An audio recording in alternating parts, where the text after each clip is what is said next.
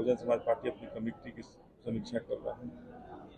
हमारे साथ मुख्य प्रभारी बहुजन समाज पार्टी के लालजी मेघांकर साहब हैं, सुरेश राव साहब हैं जो बहुजन समाज पार्टी के प्रभारी हैं, अपनी पार्टी की पटना जिला इकाई का समीक्षा कर रहे हैं। और पटना में जो दो लोकसभा क्षेत्र है, दोनों लोकसभा में अपनी कमेटी को मजबूत कर रहे हैं, जहां से हम अपनी लड़ाई लड़ सकें। और बहुजन समाज पार्टी पटना दोनों क्षेत्र पर, पूर्वी अभी आप पटना पाटलिपुत्रा हो और पटना साहिब हो, इन दोनों सीटों पर मजबूती से लड़ने की प्लान हम लोग तैयार कर रहे हैं। और बहुजन समाज पार्टी की पटना जिला इकाई ने भी ठान लिया है कि अपने बहना को प्रधानमंत्री बनाना है। कोई भी ताकत, ये सांपनाथ और नागनाथ, ये दोनों ही ताकत जो दोनों गठबंधन बनी है, इंडिया और एनडीए दोनों ही एक सांपनाथ है तो एक नागनाथ है।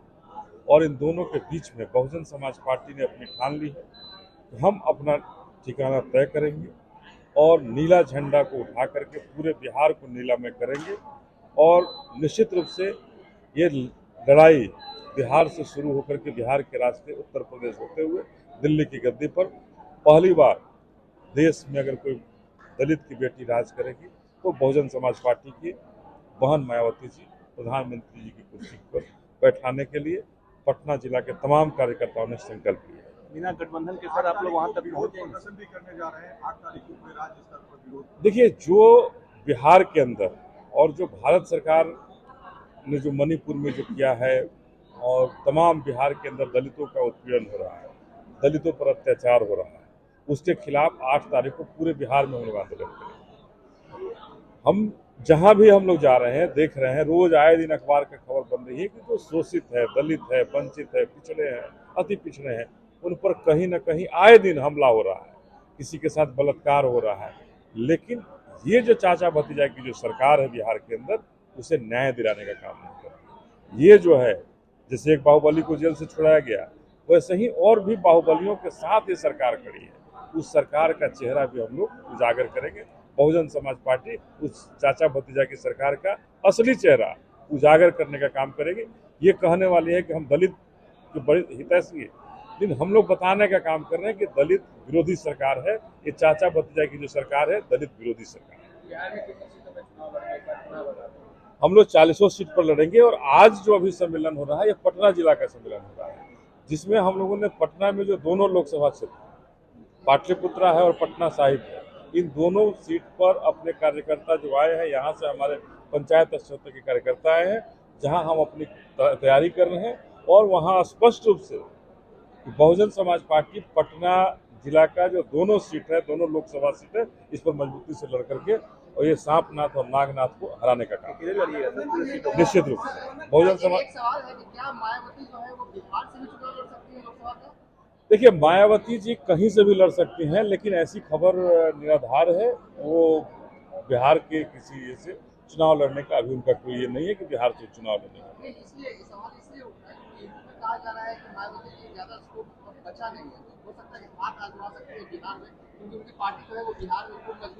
देखिए, ऐसा नहीं है। उत्तर प्रदेश में जनाधार अभी भी काफी है।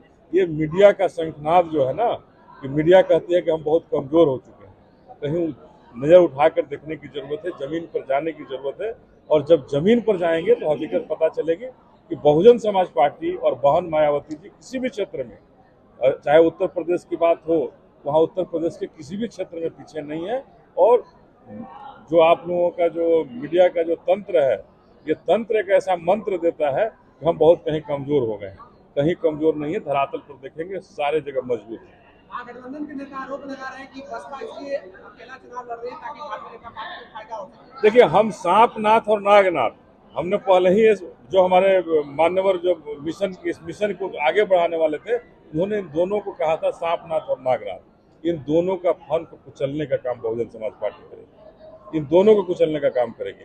ये हम न गांधी के पक्षधर हैं और न गांधी जी को मारने वाले गोडसे के पक्षधर हैं।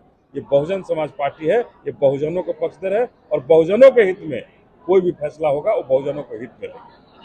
मणिपुर की घटना के बाद बिहार में 2 बड़ी घटनाएं कार्यकर्ताओं पे लाठीचार्ज, कटिहार में भी फायरिंग और मौत हो गई। अच्छा, आप ये बताएं, जब भी कभी 144 पर हम लोग भी धरना प्रदर्शन दिए हैं, कोई भी कोतवाल यहाँ डाकबंगला तक आया, हर कोई पर लाठीचार्ज हुआ है। ये कोई नया क्या था? जब आंदोलन करेंगे तो लाठीचार्ज तो हमेशा हुआ है। ये कोई नया भारतीय जनता पार्टी पर हुआ है, ये कहीं भी सही नहीं है। ये बीजेपी जो है, हमने पहले भी कहा है कि बहुजन जलाओ पार्टी है, और ये बहुजन जलाओ पार्टी से कुछ आप उम्मीद नहीं कर सकते हैं। ये बहुजनों को जलाने वाली पार्टी है। अगर मणिपुर की बात हो, बिहार में भी शासन करेंगे, बिहार में भी जलाएंगे। ये बहुजन जलाओ पार्टी है, इससे बहुत उम्मीद नहीं की जा सकती है। देखिए, कटिहार की घटना ये चाचा भतीजा की जो गठजोड़ की जो सरकार है, इनकी फेल्यूर है, और ये पूरे के पूरे कटिहार की ही घटना नहीं है। अगर हम देखें तो सोनपुर की भी घटना है, मुजफ्फरपुर की घटना है, दरभंगा की भी घटना है। तमाम जगह प्रशासन जो है दबंगों के हित में फैसला करता है। ये जो कमजोर लोग हैं, जो शोषित लोग हैं, वंचित लोग हैं, पिछड़े हैं, अति पिछड़े हैं, उनको दबाने वाली सरकार है। आप बिजली का मांग कीजिए, आप राशन का मांग कीजिए, किरासन का मांग कीजिए, कहीं भी नीतीश कुमार की सरकार गोली चला सकती है। 2 दिन पहले एडीजी ने कहा कि फायरिंग हुई है, पुलिस ने आप रक्षा में गोली चलाई है। आज वहाँ का जिला प्रशासन ये कह रहा है कि उसकी मौत हुई है, किसी अन्य लड़के ने गोली चलाई है और उससे उसकी मौत हुई है। जिला प्रशासन का कहना है। देखिए, ये हमने तो कहा कि ये पटना, ये बिहार का जो प्रशासन है, चाचा भतीजा की जो सरकार है, ये कैसे चल रही है, इसकी कल्पना करना बड़ा मुश्किल है। ये कहीं भी किसी पर भी गोली चलाने का काम कर सकती है। ये इसके लिए इनको कहीं भी हमें लगता है कि पूछने की जरूरत नहीं पड़ती होगी। ये गरीब रहेंगे, शोषित रहेंगे, वंचित रहेंगे, उन पर गोली चल सकती है। लेकिन जब दबंग रहेंगे, उनको जेल से छुड़ा करके उन्हें माला पहनाने की सरकार काम करेगी, और कहीं भी उनके पक्ष में खड़ा होने वाली सरकार है। इसलिए इस सरकार से बहुजन समाज के लोग कुछ भी न्याय का उम्मीद करना छोड़ चुके हैं। देखिए, महागठबंधन और गठबंधन तो दोनों वही है। ये दोनों तो वही गठबंधन है, कल तक इनके साथ थे, आज फिर उनके साथ चल जाए तो फिर बढ़िया हो जाएगी।